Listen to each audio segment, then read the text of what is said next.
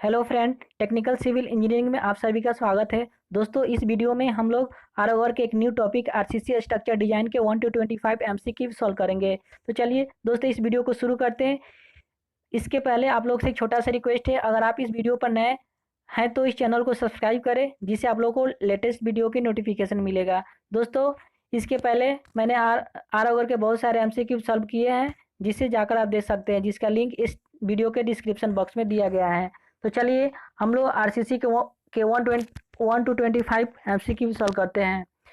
First question of this video, the advantage of reinforce concrete is due to option a monolithic characters, option B fire resisting and durability, option C economic because of less maintenance cost, option D molding in any desired shape, and option E all of these. So E will be the right option, because all these are the advantage of reinforced concrete.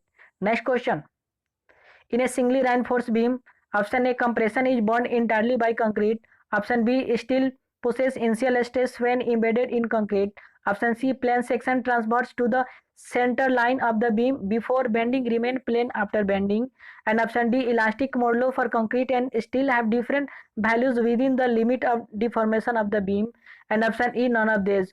So C will be the right option, because it is the assumption of the singly reinforced beam. Next question, in a singly in a singly reinforced beam, the effective depth is measured from its compression edge to option A tensile edge, option B tensile reinforcement, option C neutral axis of the beam, option D longitudinal central axis. तो दोस्तों, जानते हैं हम लोग जो effective depth हम इसके compression zone to tensile zone मापते हैं। सो आपका option b will be the right answer, tensile reinforcement. Next question,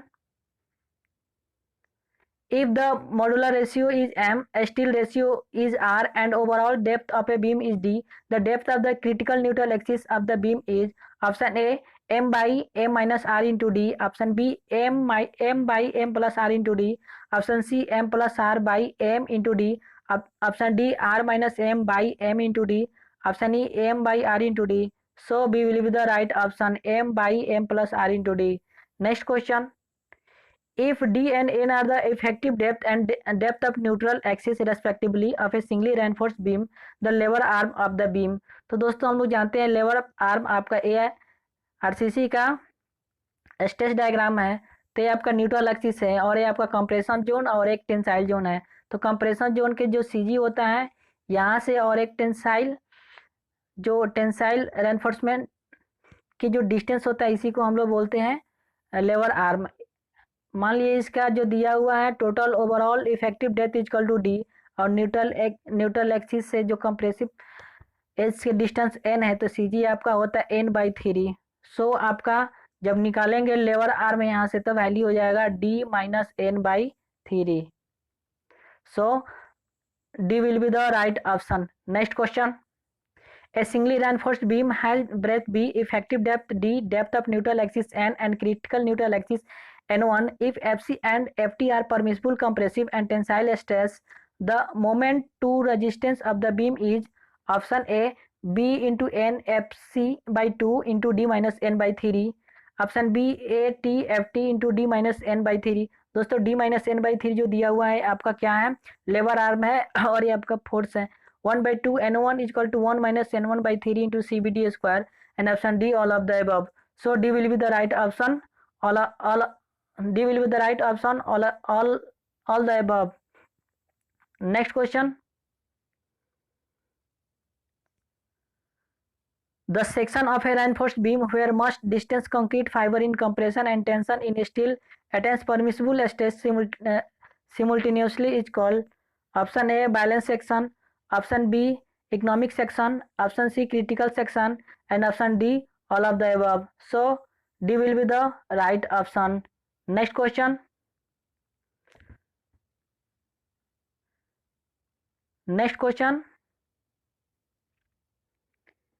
if the permissible compression and tensile stress in a singly reinforced beam are 50 kg per cm square and 1400 kg per kg per centimeter centimeter square respectively, and the modular ratio is m. The percentage area 80 of the steel required for an economical section. तो दोस्तों ये आपका जो working state method पे based है, जिसमें हम लोग क्या निकाल सकते हैं, percentage of area of steel निकाल सकते हैं with respect to total area. तो आपका एक फॉर्मूला होता है, जब इसमें कंप्रेशन सेक्शन को टेंसाइल फोर्स जब इसको हम लोग इक्वल करते हैं तो आपका वैल्यू जो होता है वो निकल जाता है, इसको हम लोग फाइंड कर पाते हैं। जैसे C equal to t, C equal to t पर हम निकालेंगे तो आपका एक, जब हम इक्वल करेंगे तो इसे एक फॉर्मूला होता है, आपका एक फॉर्मूला होता है, एक minute, sigma sigma sigma C compression into D into K into D by 2 equal to sigma S T into area of S T. तो हम लोग एरिया ऑफ एस टी निकालेंगे, इसको रहने देंगे, और सिग्मा सी का वैल्यू 50 दिया हुआ है, और into D into K into D, आपका जो बी होगा यहाँ पे ब्रेथ, और इंटू डी, ये आपके इसी के बी इंटू डी के रेस्पेक्ट में इसके एरिया निकालना है। और जो के बाई 2 दिया हुआ है, के आपका न्यूट्रल एक्सिस है, जिसका वैल्यू होता है 1 माइनस के इक्वल टू के आपका होता है एफ सी, आपका s t by m into s c होता है। इसे वैल्यू निकालने के बाद हम इसको सॉल्व करेंगे तो इसका वैल्यू आ जाएगा C will be the right option. Next question, in a singly reinforced beam, if the permissible stress in concrete reaches earlier than that in steel, the beam section is called option A under reinforced section, option B over reinforced section, option C economic section, option D critical section। तो दोस्तों जानते हैं, जब इसमें बोला है question में, permissible stress in concrete reaches earlier than that of steel, जब कंक्रीट पहले फेल हो जाता है तो वो आपका ओवर रेनफोर्स्ड सेक्शन कंडीशन होता है। So B will be the right option. Next question, with usual notation the depth of neutral axis of a balance section is given by. तो दोस्तों जब आप स्ट्रेस डायग्राम बनाएंगे आरसीसी का, तो आपको इससे आप क्या कर सकते हैं, इसके न्यूट्रल एक्सिस फाइंड कर पाएंगे। तो ये आपका जो नोटेशन दिया हुआ है, ये आपका MC दिया हुआ है, ये आपका T दिया हुआ है। आप जानते हैं ओवरऑल डेप्थ कितना होता है, इसको मानते हैं हम लोग D मानते हैं इफेक्टिव डेप्थ। जो न्यूट्रल एक्सिस होता है यहाँ से कंप्रेसिव एज से आपका जो न्यूट्रल पॉइंट तक होता है N होता है। जब इसका निकालेंगे हम लोग सिमिलर ट्रायंगल का यूज करके, तो आपका ये हो जाएगा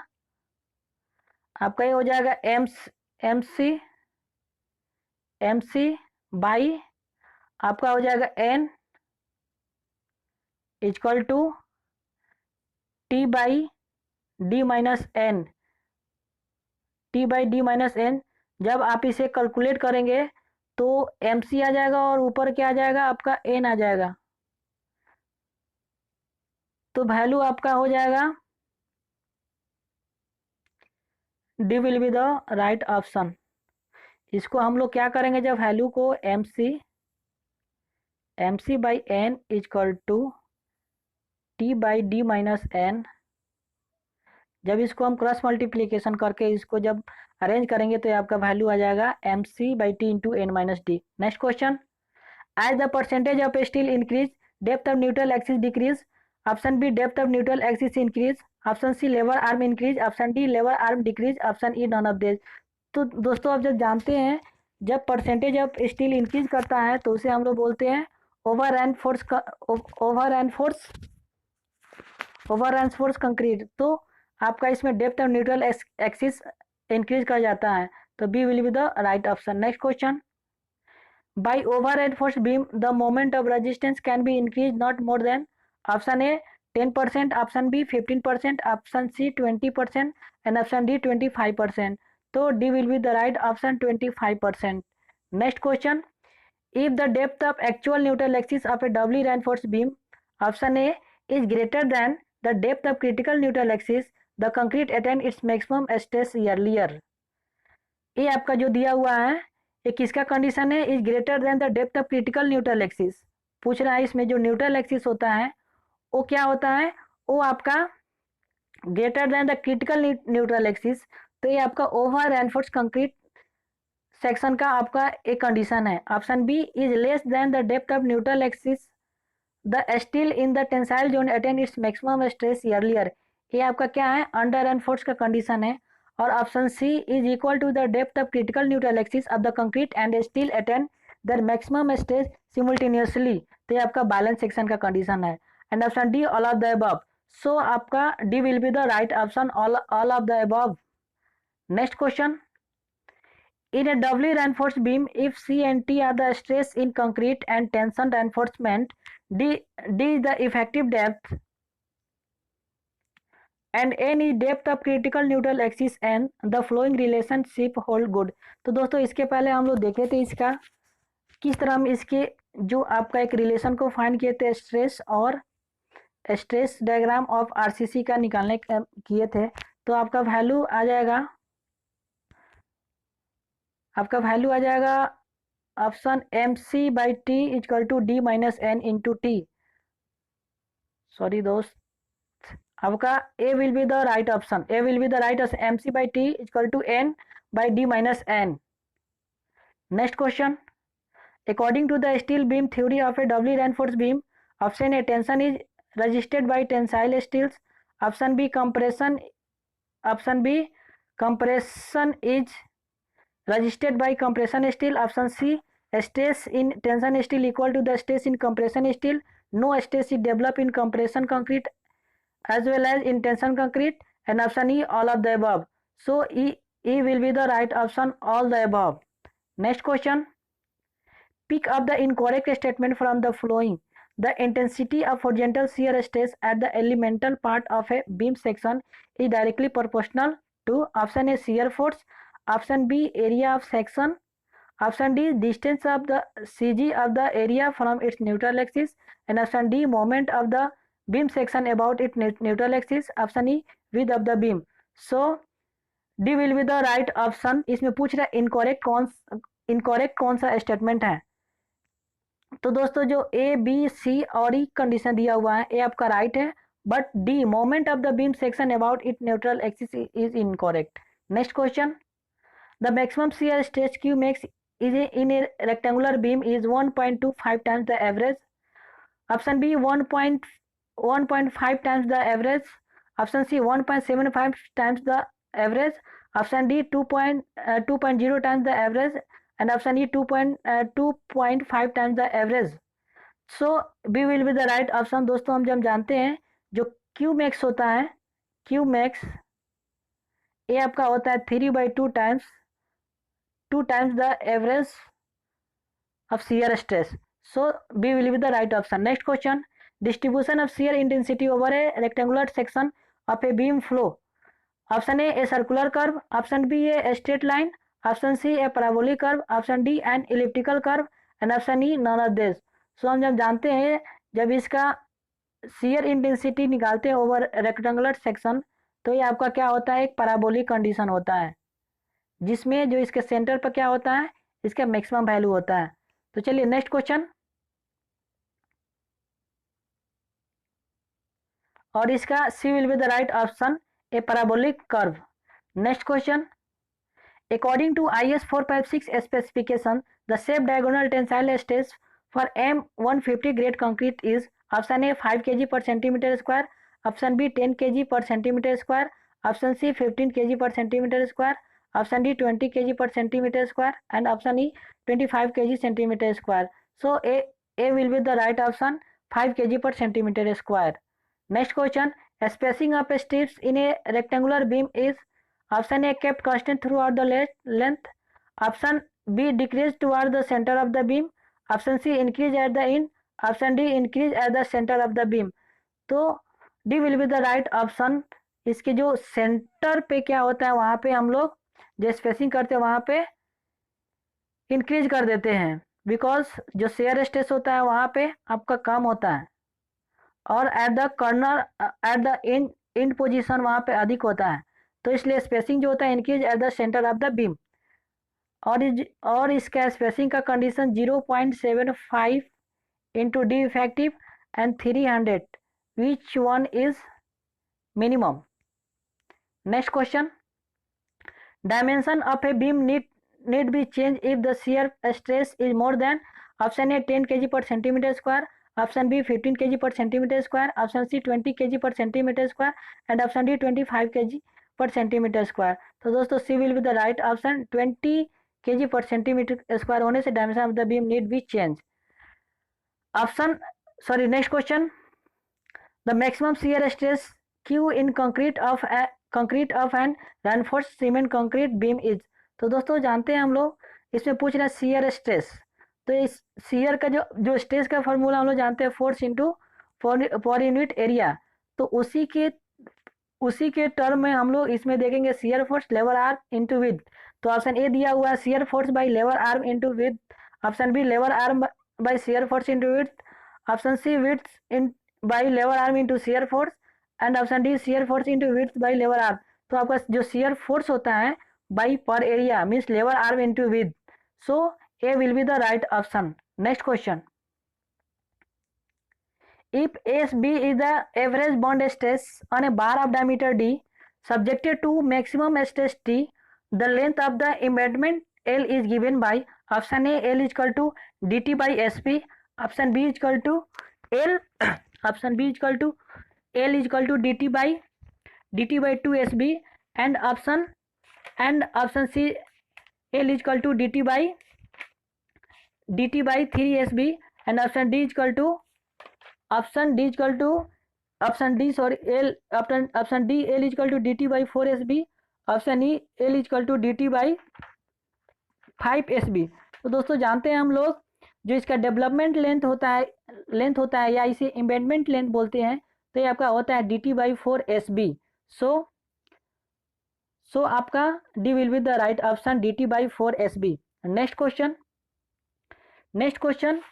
If the average bending stress is 6 kg per centimeter square for M150 grade concrete, the length of embedment of a bar diameter D according to IS 456 specification is. तो दोस्तों जो इसके अबव जो हम लोग देखे थे यहाँ पे डेवलपमेंट लेंथ का फॉर्मूला उसी पे बेस्ट है जिसमें आपका वैल्यू सब दिया हुआ है. इसका वैल्यू आपका होता है L इजकल टू क्या होता है, इसमें हम 5 into sigma by 4 tau b d. ठीक है, इसको वैल्यू से हम निकालते हैं जिसमें 5 को हम क्या इसमें डिनोट किया हुआ है डायमीटर डी से, और सिग्मा जो दिया हुआ है इसका वेरी बियरिंग स्टेज दिया हुआ है 6 और टाउ बी डी का वैल्यू हम लोग निकालते हैं.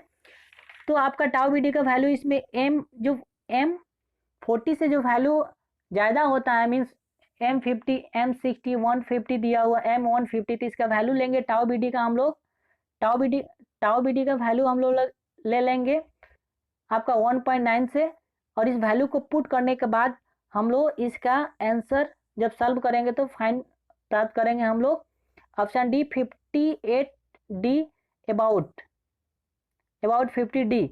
नेक्स्ट क्वेश्चन, और इस वीडियो का ये लास्ट क्वेश्चन है दोस्तों. बोल रहा है इसमें in a beam the local bond stress S B is equal to. इसमें पूछ रहा है बॉन्ड स्ट्रेस पूछ रहा है. ये भी आपका क्या है स्ट्रेस, जो भी स्ट्रेस होता है बॉन्ड स्ट्रेस बोले या शेयरिंग स्ट्रेस जो भी होता है हम लोग क्या बोलते हैं force by per unit area, उसी पे ये भी बेस्ट है. तो ऑप्शन ए दिया हुआ shear force by labour arm into total perimeters of reinforcement, option B total perimeters of the reinforce by labour arm into shear force, option C labour arm by shear force into total perimeters of the reinforcement, option D lever arm by bending moment into total perimeters and option E none of these. So A will be the right option आपका shear force by lever arm into total perimeters of the reinforcement. तो दोस्तों इस video का ये last question है कि ये video आप लोगों को कैसा लगा, लाइक करें, कमेंट करें और शेयर करें. तो चलिए हम लोग इसके नेक्स्ट पार्ट 2 में मिलेंगे. तब तक के लिए नमस्कार, और आप लोगों को वीडियो कैसा लगा इसे ज़रूर कमेंट कीजिए. तो चलिए, थैंक यू फॉर वॉचिंग.